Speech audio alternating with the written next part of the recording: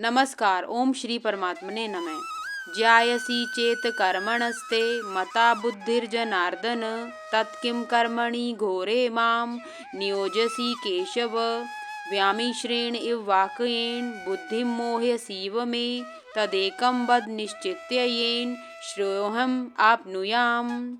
इस श्लोक में अर्जुन भगवान श्री कृष्ण से बोले कि हे जनार्दन अर्थात जीवों का पालन करने वाले, यदि आप बुद्धि को ही कर्म से उत्तम मानते हैं तो आप इस भीष्म युद्ध में भाग लेने का आग्रह क्यों कर रहे हैं। आपने जो अनेक अर्थों वाले उपदेश दिए हैं उनसे मेरी बुद्धि भ्रमित हो गई है। कृपया मुझे निश्चित रूप से ऐसा कोई मार्ग बताएं जो मेरे लिए सर्वाधिक लाभकारी हो सके। अर्जुन के कहने का अभिप्राय है कि यदि ज्ञान कर्म से श्रेष्ठ है तो फिर मैं इस युद्ध में भाग लेने का घिनौना कर्म क्यों करूं। वह कहता है कि आपके विरोधाभासी कथनों से मेरी बुद्धि पूर्णतः भ्रमित हो गई है।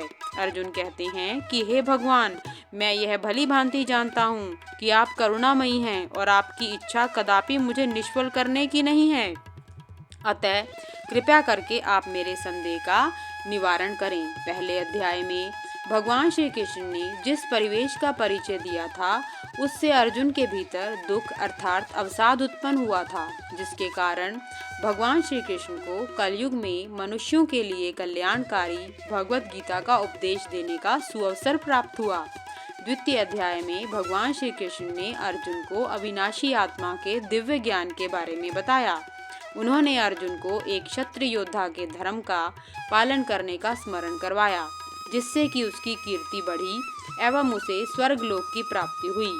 अर्जुन को क्षत्रिय के रूप में अपने वर्ण संबंधी धर्म का पालन करने की प्रेरणा देने के पश्चात भगवान ने उसे कर्म योग के विज्ञान का सर्वोत्तम सिद्धांत बताया। उन्होंने अर्जुन को कर्म फल से विरक्त रहने का भी संदेश दिया। उन्होंने बिना कर्म फल की इच्छा के कर्म करने के विज्ञान को बुद्धि योग की संज्ञा दी।